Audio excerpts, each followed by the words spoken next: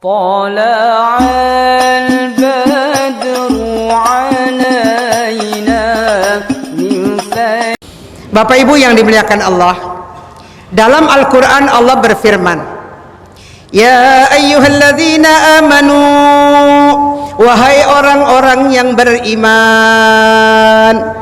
Ayat ini khususon lil mu'minin. Ayat ini khusus buat orang-orang yang beriman. Kulu min rizqillahi halalan thayyiba. Makanlah, nikmatilah rezeki dari Allah yang halal dan yang baik. Jadi ada dua kategorinya, yang halal dan yang thayyib. Jadi kita kalau mau menikmati rezeki dari Allah harus kita pilih, ini halal apa tidak, ini baik atau tidak, karena kaitannya dengan kesehatan.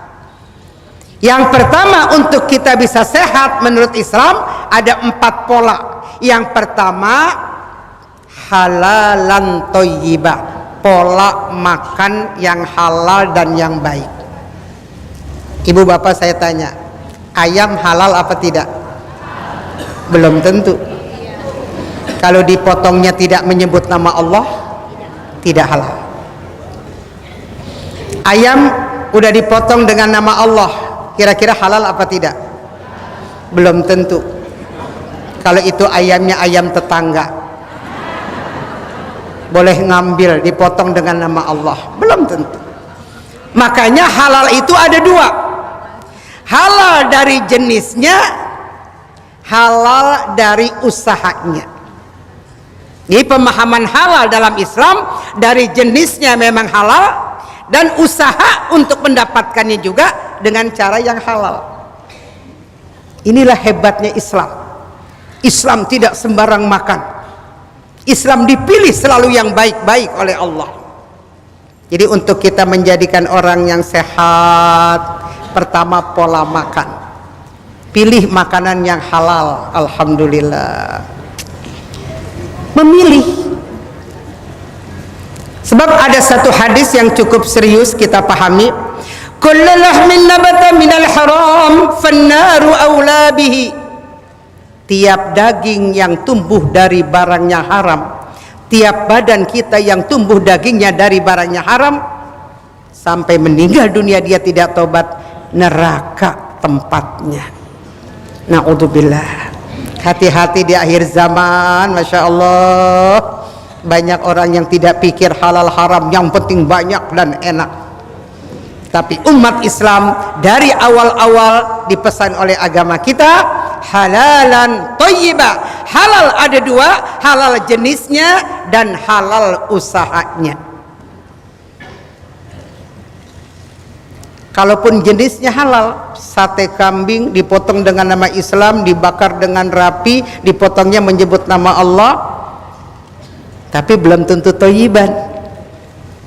Darah tinggi, asam urat, jantung koroner, makan sate kambing 18 tusuk, halal tapi belum tentu thayyib. Nah, maka Bapak Ibu dalam Islam, kita harus bisa memilih dan memilah mana yang halal, mana yang thayyib. Kalau dia halal tapi tidak terlalu thayyib buat kita, bukan dilarang makan, tapi ambillah sebagian sewajarnya, sepantasnya, tidak melebihi yang membuat kita menjadi rusak kita punya tubuh kita. Insya Allah. Makanya dalam Al-Quran kita ada doa, Allahumma inna nas'aluka rizqan halalan thayyiba. Ya Allah, kami mohon kepadamu rizki yang halal dan yang baik. Tadi saja di salat duha itu jelas, Allahumma in kana rizquna fis samai fa anzilhu, wa in kana fil ardi fa akhrijhu, wa in kana ba'idan faqribhu, wa in kana qariban fasahilhu, wa in kana haraman fahallilhu bihaqqi duhaika wa bahaika wa jamalika wa quwwatika atina ma ataita min ibadikas sholihin. Kalau masih haram, halalkan dulu ya Allah. Jadi yang pertama pola makan. Untuk mendapatkan kesehatan menurut Islam, pola makan. Ibu-ibu, bapak-bapak, kita lihat umur kita. Kalau umur kita udah 70 tahun ke atas, hati-hati dengan pola makan. Beda dengan anak SMA. Anak SMA pagi sepiring, siang sepiring, malam sepiring, oke aja. Tapi kalau udah kayak Ustazah Norman 65 tahun, wah makannya harus dipikirkan yang tepat, yang baik, yang cocok. Kalau kata dokter, banyakin buah-buahan dan banyakin sayur mayur, walaupun tetap kita makan makanan pokok kita. Kalau badan sehat, wah nikmat luar biasa. As-sihhatu tajun lil muslimin. Sehat adalah mahkota yang paling berharga buat orang-orang yang beriman. Saya punya teman orang kaya raya, rumahnya mewah, hartanya melimpah, tapi di rumah sakit kagak pulang-pulang. Rumah tidak dinikmati, mobil keren tidak dinikmati. Bayangkan, makannya diselang, minumnya diselang, BAB diselang, pipis diselang. Lihat nih ibu-ibu semua, bapak-bapak sehat, Masya Allah. Nasi goreng sepiring kagak diselang, teh manis 2 gelas nggak pakai selang, bapak-bapak ngopi nggak pakai selang. Betul apa tidak? Sehat segala-galanya. Lihat 14-15 abad yang lalu, Nabi kita Muhammad sallallahu alaihi wasallam, tepat bulan Maulid ini, umurnya 63 tahun. Sakit cuman 2 kali. Yang pertama, waktu gigi Nabi, geraham Nabi terkena panah dalam peperangan Uhud. Di situ Nabi sakit. Yang kedua, sakit ketika mau meninggal dunia, sakratul maut. 63 tahun sakit cuma 2 kali. Kita 50 tahun tiap minggu sakit melulu. Kenapa tuh? Sejarah menjawab, pola makan Nabi yang luar biasa. Makanlah sesudah lapar, berhenti makan sebelum kenyang. Kita masih kenyang udah makan, kalau belum kenyang banget belum berhenti makan. Ikuti pola Nabi. Umur 53 tahun, perang Badar, naik kuda 250 kilo. Allahu Akbar. 250 kilo mau perang Badar. Nabi umur 53, bukan naik mobil, bukan naik kendaraan mewah, naik kuda. Bayangkan naik kuda Bapak Ibu, udara, debu, asap segala macam, luar biasa. Nabi mampu. Kenapa? Sehat. Ibu enak sehat apa enak sakit? Wah, ini sehat semuanya nih, Masya Allah.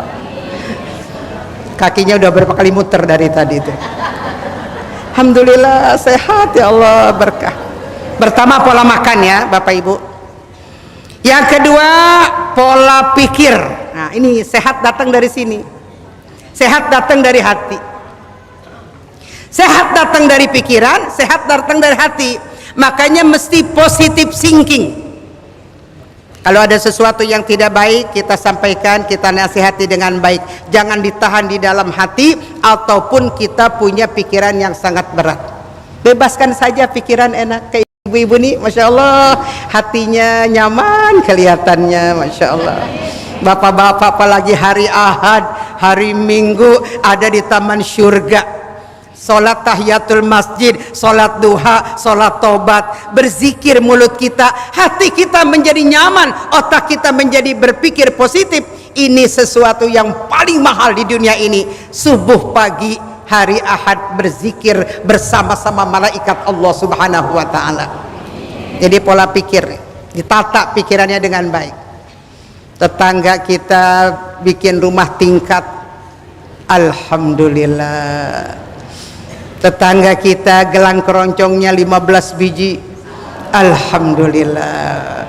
Tetangga kita ganti lagi mobil baru, alhamdulillah. Tetangga kita berangkat umrah sekeluarga, alhamdulillah. Tetangga kita ngecat rumah cantik bener, alhamdulillah. Tetangga kita lakinya kawin lagi, ayo. Jangan alhamdulillah sentimen itu ibu-ibu. Apa maksudnya Bu? Enak aja, jangan merasa berat dalam hidup ini.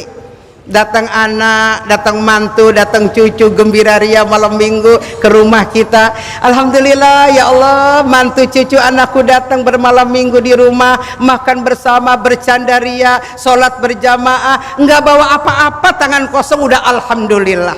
apalagi bawa teng-tengan 2 bongsang, alhamdulillah. Apalagi pulangnya cium tangan nyekelin yang merah 5 lembar, alhamdulillah. Bikin enak hidup ini Bapak Ibu. Kenapa? Disitulah Allah Subhanahu wa ta'ala mengatakan, fatabiru ya ulil albab, ambil iktibar yang baik wahai orang-orang yang punya pemikiran yang baik. Maka perlu kita kelola hati kita, perlu kita kelola akal kita, duduk di taman surga seperti ini. Ketika kita membaca subhanallah walhamdulillah wala ilaha illallah wallahu akbar, energi positif penuh di dalam diri kita. Ketika Bapak Ibu menengadahkan tangan kepada Allah, memohon yang terbaik kepada Allah, maka Allah menjawab, ya hambaku, urusanmu besar, pertolonganku lebih besar. Wahai hamba-hambaku, kamu dalam keadaan bermasalah, aku akan atasi masalahmu semua. Sujud kepada aku, minta kepada aku siap akan membantu kalian semua. Alhamdulillah. Jadi bikin otak yang nyaman, yang enak ya Bu ya. Yang enak aja Bu, pokoknya nikmatin Bapak Ibu sekalian. Alhamdulillah, apalagi hari-hari tua, umur udah hampir 70, badan udah banyak rasa-rasa, pikiran mumet melulu, ya darah tinggi, stres dan sebagainya. Maka Islam memberikan arahan kepada kita semua insya Allah. Dan yang ketiga, pola bersih supaya sehat, pola makan, pola pikir. Yang ketiga, pola bersih, kebersihan. Islam telah jauh-jauh hari mengatakan dalam Al-Quran dan Al-Sunnah, an-nazafatu minal iman, kebersihan adalah sebagian daripada iman. Pola bersih sudah diajarkan dalam perintah sholat. Sebelum kamu sholat, wudhu dulu, itu kebersihan. Sehari semalam kita bersihkan badan kita 5 kali, apalagi ditambah dengan sholat-sholat sunnah. Masya Allah, Islam luar biasa. Badan kita, tubuh kita ini dibersihkan. Pelajaran yang paling penting dari ajaran kebersihan dalam Islam adalah rumahnya yang bersih, dapurnya yang bersih, kamar tidur yang bersih, lingkungan rumah yang bersih, lingkungan keluarga yang bersih. Kenapa? Dengan kebersihan hidup kita menjadi sehat walafiat. Bapak-bapak, ibu-ibu, saya yakin pada mencintai kebersihan semuanya. Nabi orang yang paling pelente, orang yang paling rapi, orang yang paling bagus dalam mengurus kebersihan. Oleh karena itu Bapak Ibu yang dimuliakan Allah Subhanahu wa taala, mudah-mudahan kalau pola pikir kita bagus, kalau pola makan kita bagus, ditambah dengan pola bersih kita bagus, satu lagi yang paling penting supaya kita sehat walafiat, pola doa. Jangan pernah lupakan berdoa kepada Allah biar sehat. Allahumma inna nas'aluka as-sihhata wal 'afiyah wa tamamal 'afiyah wa dawamal 'afiyah wa syukra 'alal 'afiyah wal ghina 'anil nas. Ya Rob, aku minta sehat, sehat yang disyukuri, sehat yang bermanfaat, sehat yang membawa kebaikan, sehat yang berguna untuk manusia. Ada teman saya bilang begini, Ustazah Nurma, saya sehat alhamdulillah. Bangun tidur saya makan lagi 2 piring. Aduh, badan saya sehat. Jam 1 habis salat zuhur makan bakso 2 mangkok. Bu, Bapak, yang namanya sehat bukan kebanyakan makan. Makan tidur, makan tidur, makan tidur. Bukan itu yang sehat. As-sihhatu tajun lil muslimin. Sehat senjata bagi orang yang beriman, mahkota bagi orang yang beriman. Sehatnya bermanfaat. Sehat kita diajak berjuang, sehat kita diajak ibadah, sehat kita buat membantu tenaga kita kepada kebaikan, sehat kita diajak untuk jihad fisabilillah. Itu sehat yang bermanfaat. Ibu sehat semua, Bu? Kemarin saya ceramah ini di At-Tahiriyah, peringatan Maulid yang 5.000 yang hadir, jamaah wanita semua. Ada yang bertanya, Ustazah, kalau udah terlanjur ada penyakit bagaimana? Doa udah, pola makan udah, tapi ada terlanjur penyakit berat dalam diri saya. Mari kita ambil sebuah sejarah. Di zaman Abu Hanifah yang terkenal dengan Imam Hambali, ada seorang bapak-bapak udah diponis mati sebulan lagi oleh dokter kanker. Tuh dokter kanker sok tahu itu. Kata dokter kanker, menurut ilmu yang saya punya, sebulan lagi Bapak akan tiba umurnya. Oh begitu ya, Masya Allah. Akhirnya pasien yang udah berobat sekian puluh tahun kepada dokter tadi pulang. Sampai di rumah dia sholat, lalu dia pergi ke rumah Imam Abu Hanifah. Dia bertanya kepada Imam Abu Hanifah, wahai Imam, sebulan lagi saya divonis meninggal. Penyakit saya di kanker ini udah parah. Saya siap saja kalau memang Allah sudah menentukan. Tapi saya ingin minta nasihat sama Imam, apakah ada jalan keluar yang baik supaya penyakit saya sembuh? Soal umur mah terserah Allah. Apa kata Imam Abu Hanifah? Bapak nggak usah berobat lagi ke dokter yang memvonis Bapak. Bapak pulang saja ke rumah, sedekah yang banyak. Satu pesannya, sedekah. Bapak yang sakit ini pulang ke rumah, nama dia orang mampu, bismillah, dia kumpulkan 200 anak yatim dan duafa. Dia sedekah. Pas tiba sebulan, yang divonis akan mati oleh dokter kanker tadi, ternyata Israel tidak datang. Bapak tadi protes, loh katanya saya sebulan lagi meninggal, ini udah sebulan kok nggak mati. Israel kok nggak datang, apa nggak tahu alamat saya? Merenung bapak yang sakit tadi, lalu dia datang ke dokter. Pak dokter, sudah sebulan nungguin Israel kagak nyampe-nyampe. Akhirnya saya datang sama dokter. Kata dokter, alhamdulillah, ayo silakan kita periksa lagi. Dia naik ke ranjang pemeriksaan, diperiksa secara kolon. Ya Allah bapak ibu, dokter heran. Apa kata dokter? Bapak berobat di mana? Dokternya siapa? Bapak sekarang dites oleh kami, tidak ada penyakit kanker sama sekali. Baik semua. Kalau bapak punya dokter yang menyembuhkan penyakit bapak ini, tolong minta alamat, saya akan belajar kepada dokter ini. Bapak yang sakit berkata, saya tidak ke dokter mana-mana, saya datang ke rumah orang alim besar, obatnya satu, sedekah. Saya jalankan, dengan sedekah penyakit saya sembuh. Alhamdulillahirabbil alamin. As-sadaqatu tarfa'ul bala wa tazidu fil umri fazada. Sedekah itu nolak bala, memberikan berkah panjang umur, dan orang yang rajin menyedekahkan rezekinya nambah.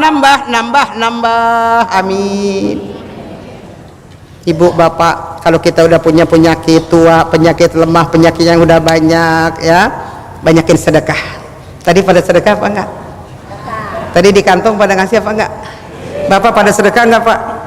Berapa duit? Alhamdulillah. Redho ikhlas berapa saja. Ada yang 2.000, ada yang 50.000, ada yang 100.000, silakan. Malaikat mencatat dengan rapih. 1 dibalas 10 kebajikan. Amin. Nah, sedekah yang bapak keluarkan tadi, yang ibu keluarkan tadi, akan membuat sehat badan, menjauhkan kita dari berbagai penyakit, menolak bala musibah, dan sedekah itu memberikan berkah panjang umur, dan Allah ganti lebih banyak lagi. Insya Allah bapak ibu sekalian. Jadi Islam itu mengajarkan sedekah bismillah, nggak usah pakai diumumin, bismillah aja bu. Insya Allah penyakit-penyakit yang ada dalam tubuh kita sembuh, amin. Tapi sedekahnya yang ikhlas. Ikhlas itu lagi positive thinking. Ikhlas itu adalah kebaikan dari akal dan hati kita. Maka selesai. Walaupun begitu, soal mati mah urusan Allah. Ini kita semuanya calon mati, bu. Betul apa tidak? Matinya memang belum, tanda-tandanya udah banyak. Rambut ubanan tanda-tanda, gigi pada ompong tanda-tanda. Kalau jalan ke sandung melulu tanda-tanda. Kalau malam susah tidur tanda-tanda. Kalau duduk di pengajian pengen belonjor tanda-tanda. Nyari senderan tanda-tanda. Udah, jangan takut, memang pasti ke sana. Kematian bagi orang yang beriman adalah rindu ingin berjumpa dengan Allah. Masya Allah Bu, cuman Allah sangat indah dan hebat. Dia tidak kasih tahu kapan jadwal mati, itu yang paling hebat. Kalau Allah kasih tahu kapan kita meninggal, itu stres. Ibu ini meninggal 5 tahun lagi, itu 7 tahun lagi, ini 10 tahun lagi, yang sana 3 tahun lagi, yang di pasar 18 hari lagi, yang ceramah 40 tahun lagi. Wah, enak benar bisa ngatur. Allah yang punya hak prerogatif yang mutlak. Dan lebih hebat lagi, nggak ditentukan tanggal dan harinya. Kalau ditentukan tanggal dan harinya, stres. Ada orang lagi merengut aja. Kenapa Bu merengut aja? Jadwalnya besok saya ustazah. Yang satu merengut lagi lebih parah. Kenapa Ibu kok begini amat wajahnya? Ntar jam 2 tugas giliran saya datang alaikat. Ustazah Norma tanggal berapa? Tanggal 20 Februari. 4 bulan lagi. Waduh, kagak bisa tenang hidup. Ustazah Norma meninggalnya kapan? Di mana? Oh, meninggalnya di Jakarta. Terus dia tanggal berapa meninggalnya? Tanggal 21 November. Besok Ibu. Kalau saya dikasih tahu tanggal 21 November saya meninggal besok di Jakarta, saya pergi ke Bandung. Besan saya di Bandung, saya ngumpet aja di sana. Pas tanggal 20 malaikat ke Tanah Abang, mana tuh Haji Norma? Kok kagak ada? Kata malaikat yang lain dia ke Bandung. Malaikat nyusul ke Bandung. Bandung macet total. Akhirnya nggak ketemu sama saya. Jadi kacau. Keindahan kehebatan Allah, tidak dikasih tahu kapan dan di mana kita meninggal, sakit apa kita meninggal, tapi kita yakin bahwa kita semuanya akan meninggal. Orang mati bukan karena sakit, orang mati bukan karena musibah, orang mati bukan karena kecelakaan, orang mati bukan karena sebab-sebab, tapi mati karena udah waktunya. Nah, ini mudah-mudahan kita doain yang pada hadir di Sunda Kelapa panjang umur, biar sehat, supaya kuat selalu, perbanyak bekal-bekal buat pulang kampung. Insya Allah kita selamat dunia dan akhirat. Satu yang paling penting Bapak Ibu, selain kita minta sehat, apapun yang terjadi di negara kita, siapapun presidennya, kayak model apapun para menterinya, satu yang penting, majelis taklim tidak boleh punah. Betul? Takbir. Majelis taklim harus kuat di mana-mana. Inilah pembinaan iman Islam kita. Terapkan pendidikan agama yang mantap di dalam rumah tangga kita. Tegur anak kita kalau pakai pakaian yang sangat minim. Tegur anak kita dan ajak anak kita sholat berjamaah di masjid. Biasakan habis maghrib rumah kita menjadi rumah Al-Quran. Bapak baca Quran, ibu baca Quran. Enggak usah hatam, enggak usah cari-cari hatam, baca Al-Quran. Biasakan Bapak Ibu jam 3:30 sudah ada di atas sejadah tahajud. Lalu bapak-bapak lanjutkan sholat subuh di masjid, ibu afdal sholat di rumah. Pertahankan keislaman kita yang udah mantap, karena kita hidup di akhir zaman. Akhir zaman banyak cobaan, akhir zaman banyak fitnah, akhir zaman banyak ujian. Tapi kata Nabi, berpegang teguh terus kepada Al-Quran dan sunnah Nabi Muhammad sallallahu alaihi wasallam. Insya Allah kita selalu bersama dari dunia sampai ke akhirat. Ini semuanya calon-calon ahli syurga, bapak-bapak calon ahli syurga. Di depan kita para habaib-habaib, di depan kita para imam-imam soleh-solehah, di depan kita baginda Rasulullah Nabi besar Muhammad sallallahu alaihi wasallam. Dah itu saja Bapak Ibu. Yang pertama pola makan, yang kedua pola pikir, yang ketiga pola bersih, yang keempat pola doa. Dengan sehat insya Allah kita berkualitas, ibadah, bisnis, usaha lancar. Hablum minallah wa hablum minan nas. Tala'al badru